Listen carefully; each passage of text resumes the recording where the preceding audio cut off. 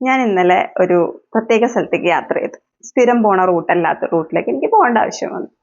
ഞാനാണെങ്കിൽ യൂഷ്വലി നമ്മുടെ ഉർവശി സിനിമയിൽ പറഞ്ഞ പോലെ ഓഫീസ് വീട് വീട് ഓഫീസ് അങ്ങനെ യാത്ര ചെയ്യുന്ന ഒരു വ്യക്തിയാണ്. കാരണം അതല്ലാത്ത ബാക്കി സ്ഥലത്തേക്ക് പോകാൻ എനിക്ക് അത്യാവശ്യം നല്ല പബ്ലിക് ട്രാൻസ്പോർട്ട് അവൈലബിലിറ്റി ഉണ്ട് ബോംബെയിൽ. അതുപോലെ തന്നെ അതുകൊണ്ട് എനിക്കുള്ള പ്രധാന ഗുണം വെച്ചാൽ വായിക്കാൻ പറ്റുന്നുള്ളത് കൊണ്ടും കൂടിയാണ്. ഇന്നലെ ഞാൻ ആ സ്ഥലത്തേക്ക് കൃത്യമായി എത്തി. തിരിച്ചു വരണം അതൊരു ടാസ്ക്കാണ് എനിക്ക്. അപ്പോൾ അതെനിക്ക് വലിയ പരിചയമുള്ള സ്ഥലമല്ലാത്തതുകൊണ്ടും അവിടെ നിന്ന് എൻ്റെ വീട്ടിലേക്ക് അധികം ദൂരമില്ല, പക്ഷെ ഞാൻ സ്ഥിരമായിട്ട് വന്നിട്ടില്ലാത്ത റൂട്ടാണ്. അപ്പം ഞാൻ ഗൂഗിൾ മാപ്പ് നോക്കി വഴിയൊക്കെ കണ്ടുപിടിച്ചു. ഗൂഗിൾ മാപ്പ് എൻ്റെ വണ്ടിയുടെ സ്ക്രീനായിട്ട് കണക്ട് ചെയ്യാൻ പറ്റിയൊരു ആപ്പ് വഴി അതും ചെയ്തു. അത് വെച്ചാൽ ഞാൻ വണ്ടി ഓടിച്ച് തുടങ്ങി കഴിഞ്ഞപ്പോൾ എനിക്ക് മനസ്സിലായി എവിടെയോ എന്തോ ഒരു തകരാറുണ്ട്. കാരണം എൻ്റെ ബേസിക് ജോഗ്രഫി അറിവ് വെച്ചിട്ട് എൻ്റെ വീടിരിക്കുന്ന സൗത്തിലേക്കാണ്, പക്ഷെ ഞാൻ എന്തുകൊണ്ടോ പോകുന്നത് നോർത്തിലേക്കാണ്. അപ്പോൾ ഈ പണി അത്ര നടക്കില്ല എന്നും ഞാൻ കുറച്ച് പാനിക് ആവാൻ തുടങ്ങി. അപ്പം ഞാൻ പെട്ടെന്ന് എൻ്റെ ബേസിക് ലോജിക് അനുസരിച്ച് എനിക്ക് സൗത്തിലേക്കാണല്ലോ പോകണം, അപ്പം അതിനുള്ള രീതിയിലേക്ക് ഡൈവേർഷൻ ഞാൻ എടുത്തു. അപ്പം ആ ഒരു 2-3 മിനിറ്റ്സ് ഞാൻ കുറച്ച് പാനിക്കായി, കാരണം എനിക്ക് അറിയില്ല ഏത് വഴിയാണ്. പക്ഷെ ഞാൻ അങ്ങനെ പതുക്കെ ഇങ്ങനെ സെറ്റിൽ ചെയ്ത് ഇങ്ങനെ യാത്ര ആസ്വദിക്കാൻ തുടങ്ങി.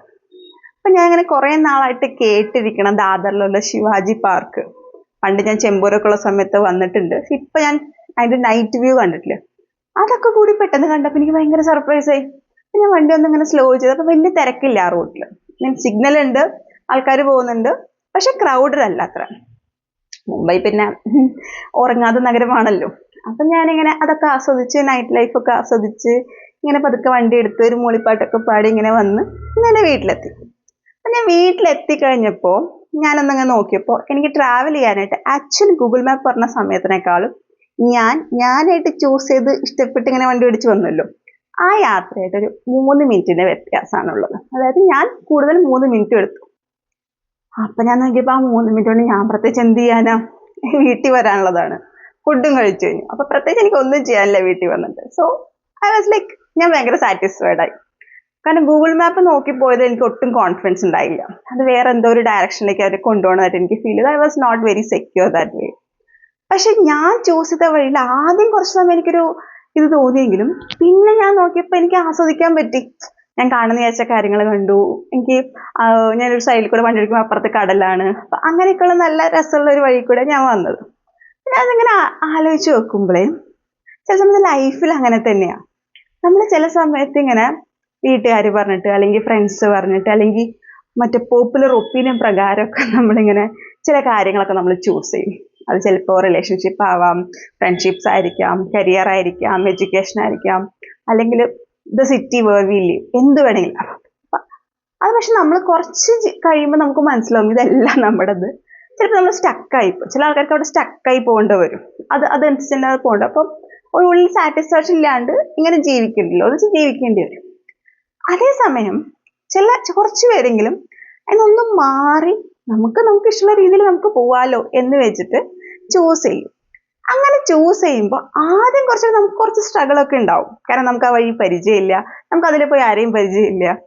അപ്പോൾ പക്ഷെ എന്നിട്ട് നമ്മളതങ്ങനെ ചൂസ് ചെയ്ത് പോയി കഴിയുമ്പോൾ നമുക്കൊരു സാറ്റിസ്ഫാക്ഷൻ കിട്ടും. കാരണം നമ്മളിതൊരു കോമ്പറ്റീഷൻ അല്ല. അവരെത്ര ചെയ്തു ഇവരെത്ര ചെയ്തു നമ്മൾ നമ്മളായിട്ട് കമ്പയർ ചെയ്യാൻ നിൽക്കുന്നു. നമ്മൾ ഈ എൻ്റയർ ജേർണി, ഇപ്പോൾ ഒരു ഫേമസ് കോട്ട് പറയും, യാത്ര എന്താണ് ഇഷ്ടം, കമ്പാനിയൻ ആണോ ഡെസ്റ്റിനേഷൻ ആണോ? അപ്പം ഞാൻ പറയും എനിക്ക് ആ യാത്ര മൊത്തമാണ്. അതിൽ കമ്പാനിയനും ഡെസ്റ്റിനേഷനും ഈ സൈഡിൽ കൂടെ കാണുന്നതും എല്ലാം ഇമ്പോർട്ടൻ്റ് ആണ്.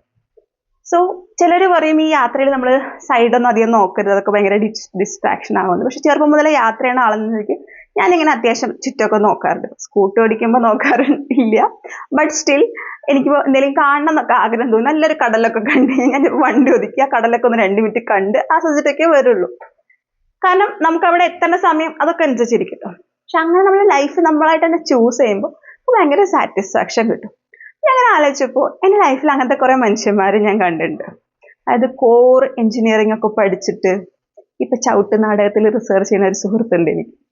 അതുപോലെ ആയുർവേദ ഡോക്ടറായിട്ട് ഹെർബൽ മെഡിസിൻസ് ഒക്കെ ചെയ്തിട്ട് ഇപ്പം എത്തിക്സ് അങ്ങനത്തെ കാര്യങ്ങളൊക്കെ റിസർച്ച് ചെയ്യണ ഒരു വ്യക്തിയുണ്ട്. അതേപോലെ തന്നെ കോറായിട്ടുള്ള എന്താ പറയുക സ്റ്റാറ്റിസ്റ്റിക്സ് ഒക്കെ പഠിച്ചിട്ട് ഇപ്പോൾ പബ്ലിക് ഹെൽത്തിൽ വർക്ക് ചെയ്യുന്ന ആൾക്കാരുണ്ട്. അങ്ങനെ പല ടൈപ്പ്, ലൈക്ക് അവരെന്താ പഠിച്ചെന്ന് അവർക്കറിയാം, അത് എങ്ങനെ ഉപയോഗിക്കണം എന്ന് അവർക്കറിയാം. അതങ്ങനെ വെച്ചിട്ട് അവരവരുടെ ജേണി അവരെന്നെ ക്യൂറേറ്റ് ചെയ്ത് പോകുന്നുണ്ട്. I mean nothing wrong in the സ്ട്രക്ചറിൽ പോകുന്നതിന് തെറ്റുന്നില്ല, if it is satisfying you. അപ്പൊ എന്ത് ജേണിയിൽ നമ്മളത് സാറ്റിസ്ഫൈ ചെയ്യണം. അതിപ്പോ ഫ്രണ്ട്ഷിപ്പ് ആണെങ്കിലും തന്നെ, റിലേഷൻഷിപ്പ് ആണെങ്കിലും അതെ, കരിയർ ആണെങ്കിലും അതെ, ആ എഡ്യൂക്കേഷൻ ആണെങ്കിലും നമ്മളതങ്ങനെ സാറ്റിസ്ഫൈ ചെയ്ത് പോയി കഴിഞ്ഞാൽ അൾട്ടിമേറ്റ്ലി എന്താണ്, അങ്ങേ അപ്പുറത്ത് ഒന്നും നമ്മളെ വെയിറ്റ് ചെയ്തിരിക്കുന്നില്ല. ഈ ജേണിയിലൂടെ കിട്ടുന്ന കാര്യങ്ങളൊക്കെ തന്നെയാണ് നമ്മുടെ ലൈഫ്. അതായത് അന്ത്യം എന്തെന്നറിയാത്തൊരു യാത്രയിലാണല്ലോ നമ്മള്.